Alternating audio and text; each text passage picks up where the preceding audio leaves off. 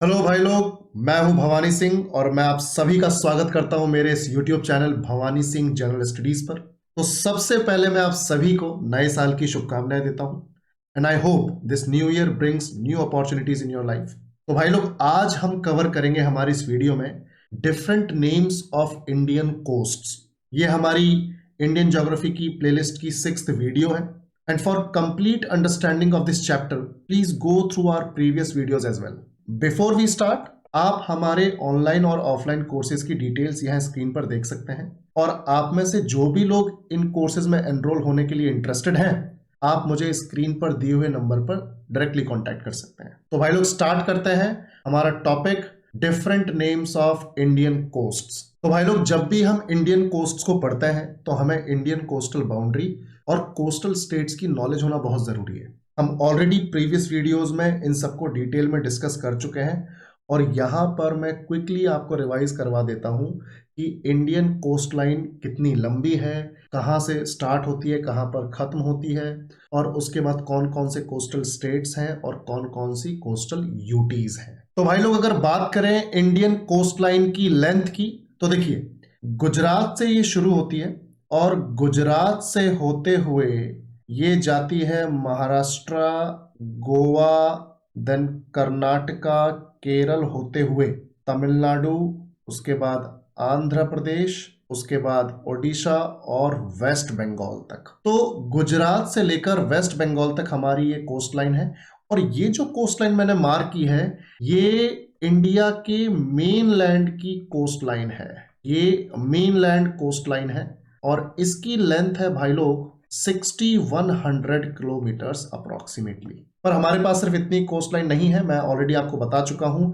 हमारे पास ये दो आइलैंड्स भी हैं जिन्हें हम बोलते हैं, इसको तो बोलते हैं लक्षद्वीप, और ये वाले जो आइलैंड्स हैं इन्हें हम बोलते हैं अंडमान एंड निकोबार। तो इनकी जो बाउंड्री है वो भी कोस्ट लाइन का ही पार्ट है और इन दोनों की कोस्ट लाइन को हम मिला दें तो लगभग 1416.6 किलोमीटर होता है। तो total length of coast line हो जाएगा 7516.6 किलोमीटर्स। तो ये हमारे इंडिया की कोस्ट लाइन की टोटल लेंथ है। और वहीं अगर स्टेट्स की बात करें, कौन कौन से कोस्टल स्टेट्स है, तो आप देख सकते हैं यहां पर सबसे पहले गुजरात है, फिर महाराष्ट्र है, फिर गोवा है, then Karnataka, Kerala, Tamil Nadu, Andhra Pradesh, Odisha and then West Bengal. तो टोटल 9 स्टेट्स हैं जो इंडियन कोस्ट लाइन पर लाया करते हैं। और साथ ही साथ अगर यूटीज की बात करें तो मैं यूटीज को डिफरेंट कलर से मार्क करके बताता हूं। देखिए, यूटीज हमारे पास है, एक तो लक्षद्वीप,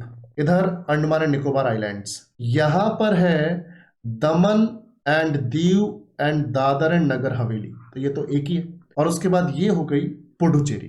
तो टोटल 4 यानी 4 यूटीज हैं जो कोस्टल बाउंड्री पर लाया करती हैं। अब हम बात करते हैं भाई लोग, जो हमारा मेन टॉपिक है कि ये जो कोस्ट लाइन है गुजरात से लेकर वेस्ट बंगाल तक 9 स्टेट्स और 4 यूटीज में, इस कोस्ट लाइन के डिफरेंट नेम्स हैं इन डिफरेंट स्टेट्स में, डिफरेंट टेरिटरीज में। चलिए शुरू करते हैं। तो भाई लोग, हमें ये तो मालूम है कि हमारी जो कोस्ट लाइन है वो गुजरात से लेकर वेस्ट बंगाल तक 9 स्टेट्स में एक्सपेंडेड है और इन 9 स्टेट्स में इस इंडियन कोस्ट लाइन के डिफरेंट नेम्स हैं। सबसे पहले गुजरात के साथ शुरू करते हैं। हम सबको मालूम है कि गुजरात को हम 2 हिस्सों में डिवाइड कर सकते हैं। ये जो ऊपर वाला पार्ट है इसे कच्छ बोलते हैं और जो नीचे वाला पार्ट है इसे बोलते हैं काठियावाड़ या फिर सौराष्ट्र। तो आप लोग ध्यान से देखें, जो हमारा ये कच्छ वाला पार्ट है, इस कच्छ वाले पार्ट में ये जो बाउंड्री है, ये जो मैंने रेड कलर से मार्क की, इसे बोलते हैं कच्छ कोस्ट। इसे क्या बोलते हैं भाई लोग? इसे बोलते हैं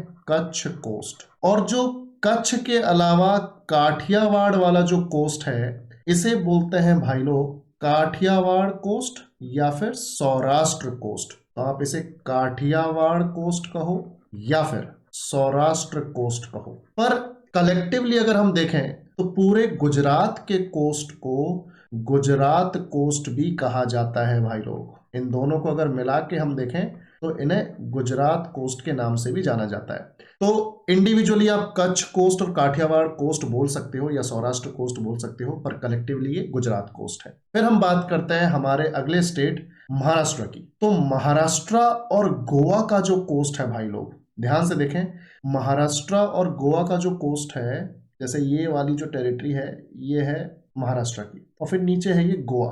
तो मैं आपको बता दूं, महाराष्ट्र का जो ये कोस्टल एरिया है, महाराष्ट्र का जो ये कोस्टल एरिया है, this particular area is called Konkan region, Konkan region, और यहाँ पर कोंकणी लैंग्वेज यूज करते हैं लोग। बाकी जो ये रीजन है महाराष्ट्र का, ये है मराठवाड़ा, और यहाँ पर मराठी लैंग्वेज यूज की जाती है। तो कोंकण रीजन में ये कोस्ट है, तो इस कोस्ट का नाम होगा कोंकण कोस्ट, कोंकण कोस्ट। और यही नाम गोवा के कोस्ट को भी दिया जाता है, पर कई बार गोवा के कोस्ट को गोवा कोस्ट भी बोलते हैं, सिंपली गोवा कोस्ट। तो आप लोग बिल्कुल भी कंफ्यूज ना हो, कच्छ और काठियावाड़ कोस्ट को अलग अलग पढ़ना चाहे तो अलग अलग पढ़ सकते हैं, और अगर इन्हें कलेक्टिवली देखें तो गुजरात कोस्ट। वहीं महाराष्ट्र और गोवा के कोस्ट को मिला के कोंकण कोस्ट बोल रहे हैं, पर गोवा के कोस्ट को सेपरेटली आप गोवा कोस्ट भी बोल सकते हो। फिर अगर हम बात करें हमारे अगले स्टेट की, तो वो है हमारा कर्नाटका।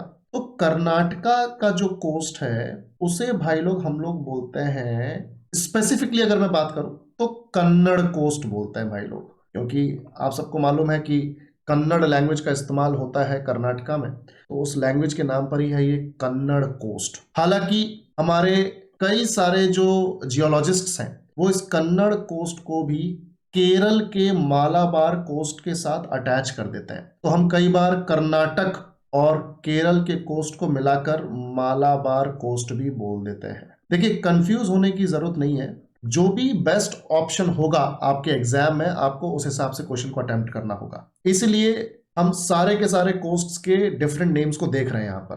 तो अगर कर्नाटका का स्पेसिफिक नाम पूछा जाए कर्नाटका के कोस्ट का, तो कन्नड़ कोस्ट, और अगर उसे केरल के कोस्ट के साथ अटैच करके देखें तो दोनों का, केरल और कर्नाटक का, मालाबार कोस्ट। फिर हम बात करते हैं हमारे अगले स्टेट तमिलनाडु की। तो तमिलनाडु का जो कोस्ट है भाई लोग, वो यहां से शुरू हुआ और वो इस तरह से यहां तक जा रहा है। इस कोस्ट का नाम है कोरोमंडल कोस्ट, कोरोमंडल कोस्ट। तो तमिलनाडु का कोस्ट हो गया कोरोमंडल।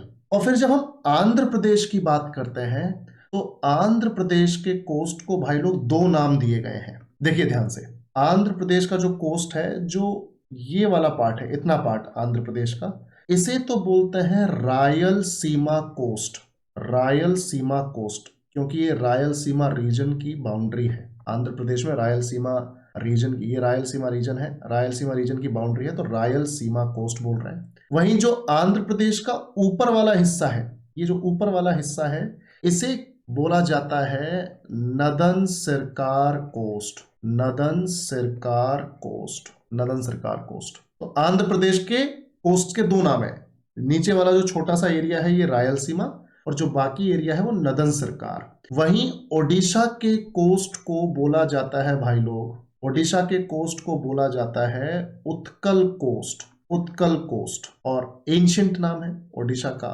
उत्कल। तो ये जो कोस्ट है इसे बोला जाता है उत्कल कोस्ट। और एक चीज आप थोड़ा सा अपने दिमाग में बैठा के रखें, कई बार क्या होता है कि ये नदन सरकार का जो एक्सपेंशन है, नदन सरकार का जो एक्सपेंशन है, वो कई बार ओडिशा के लोअर रीजन तक हो जाता है, ओडिशा के लोअर रीजन तक हो जाता है भाई लोग। नदन सरकार यहां तक एक्सपेंडेड होता है, तो कई बार ये ओवरलैप करता है, ठीक है। पर मेजरली नदन सरकार आंध्र प्रदेश का जो ऊपर वाला पार्ट है इसी को बोल रहे हैं, और ओडिशा के कोस्ट को प्योरली उत्कल कोस्ट बोल रहे हैं।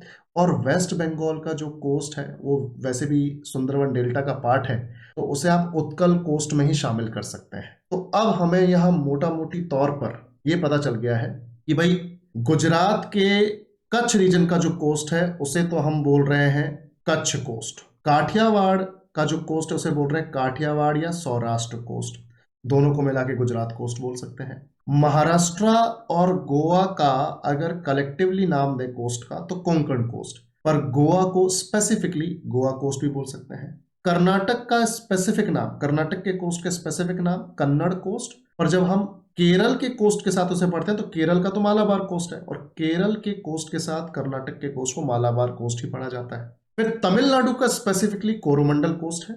आंध्र प्रदेश का जो नीचे वाला एरिया है इसे रायलसीमा कोस्ट, और बाकी को बोलते हैं नदन सरकार, जो ओडिशा तक एक्सपेंडेड है। और फिर ओडिशा और वेस्ट बंगाल के कोस्ट को एक साथ उत्कल कोस्ट बोल सकते हैं। थोड़ा थोड़ा ओवरलैप हो रहा है, पर ये बहुत बड़ा कोई कंफ्यूजन नहीं है, तो आप आराम से इसको देख सकते हैं और जो भी एग्जाम में बेस्ट ऑप्शन अवेलेबल हो आपको उसी हिसाब से क्वेश्चन को अटेम्प्ट करना है। तो आई होप आपको ये पूरा टॉपिक समझ में आया हो। छोटा टॉपिक था और इजी टॉपिक था। So thank you so much for watching this video. और अगर आपको ये वीडियो पसंद आई है तो आप इस वीडियो को लाइक करें, शेयर करें और हमारे चैनल को सब्सक्राइब करें। Thank you so much.